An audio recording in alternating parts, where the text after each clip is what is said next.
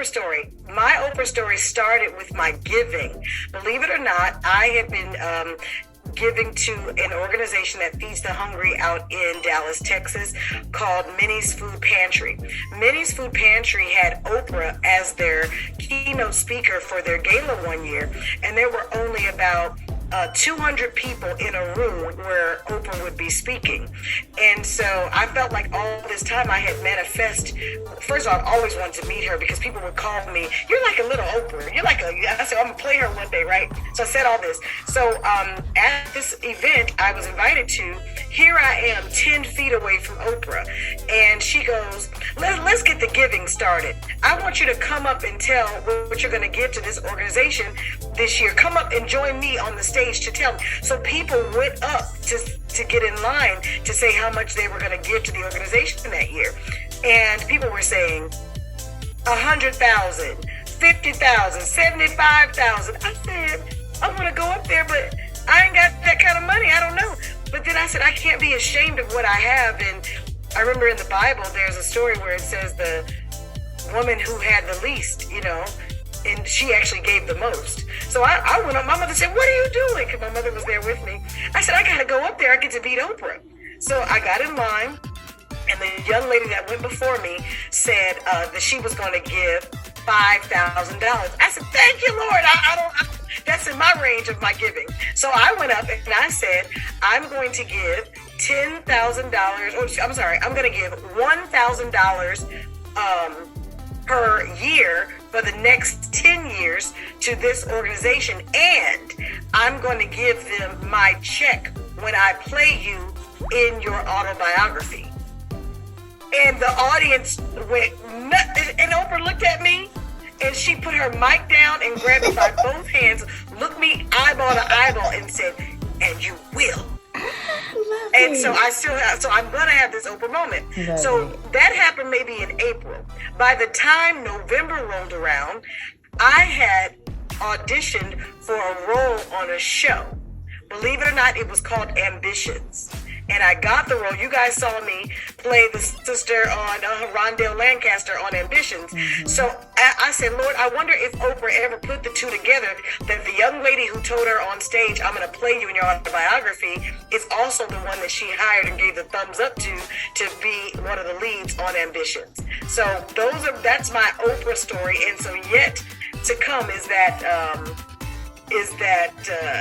playing her in her autobiography. So I believe that's what's next. So that's my Oprah story. In fact, Tablet Magazine, they're going to set up a photo shoot, everything. You know how we do it, Miss Brely. You know I got you. You do it big, baby. Thank you, boo. Love you. Okay, come on in, Miss Fantabulous. Or Miss Queen Connect. Okay. Publishing. She has 5 different ones, so she has 2 on here with 2 different hosts. So whichever one of y'all want to come on in. Come on in. Everybody's there. Okay. Howdy. Hi, how are you? Fantastic. Nice to meet you. Nice to meet you too. My name is Candace. I'm the publisher of the magazines. And I hope I don't take the columnist that's here her question, because she's here with Fantabulous Magazine. And it is a magazine that's dedicated to plus size women.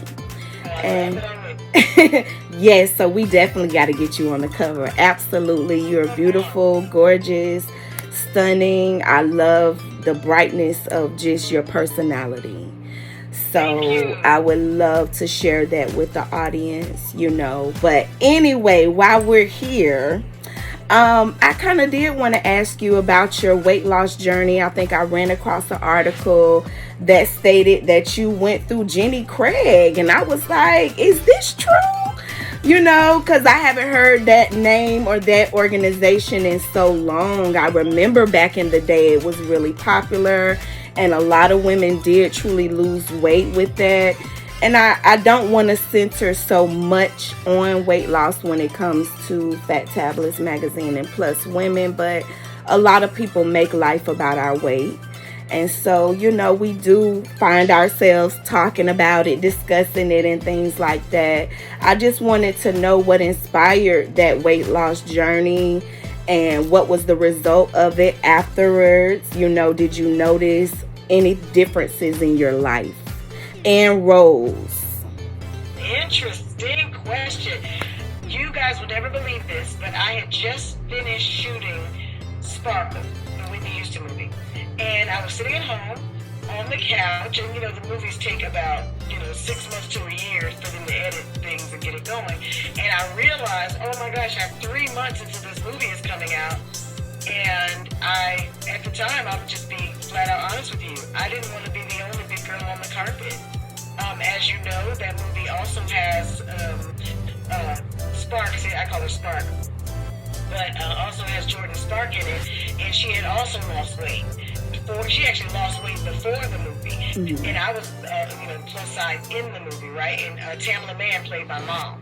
So here I am sitting on the sofa watching TV, and a Jenny Craig commercial comes on the TV, and I promise you, I hope that everyone under the sound of my voice will forever follow a hunch that you have. Like when someone tells you to do something and you think, I'll do it later. No, do it in that moment. It just might be your lottery ticket. So I called the 1-800 number on the TV screen, and I said, hi, I want to lose some weight. I have a movie premiere coming up with Whitney Houston, and I want to, lose some weight. And she said, movie premiere? You're an actress? I said, yeah. She said, oh, you're calling the wrong department. You should be talking to somebody in marketing. I said, oh, okay. Wow. So they transfer me, and I'm like, hello? They're like, yes. I said, yes, I want to lose some weight before my red carpet event. I'm in the movie with Whitney Houston. It's called Sparkle. It's coming up. They said, oh, wait, are you the talent? I said, yes. They said, well, we usually don't talk to talent. We usually talk to the management or something like that. I didn't have any manager. So my roommate, I went and knocked on her door and said, manager, I'm going to tell you what to say. So we got on the phone with them and told them what I had going on. They asked for an EP, and we were kind of like, what's that? Right. Which is an electronic press kit, So I say all this to say, I got with Jenny Craig. They said yes, signed me to a 6-figure deal from a phone call. And that's what I want y'all to know. Like, that's very important to me because I did it on my own.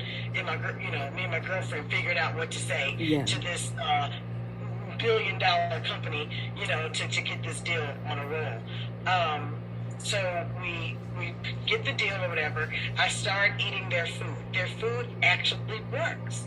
I lost 44 pounds with Jenny Craig. Wow. I did commercials every about 15, 20 pounds with them. So there are commercials floating around of me being 15 pounds down, being 30 pounds down to the 44.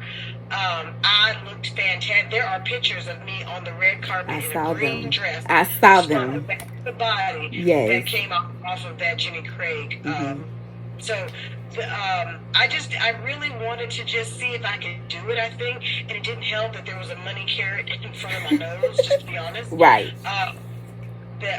So that really works for me. Their food tastes great. On top of that, I was like, look, when I'm acting, I'm acting. But if I'm doing a commercial about some food I got to eat the way I like food, baby, if it ain't good, I can't lie. And they were like, well, tell the truth. And I really liked their food. So it was portion control. And you ate all the time. It feels like you're always eating. You're like, how am I going to ever lose weight? I'm always eating, but you actually do.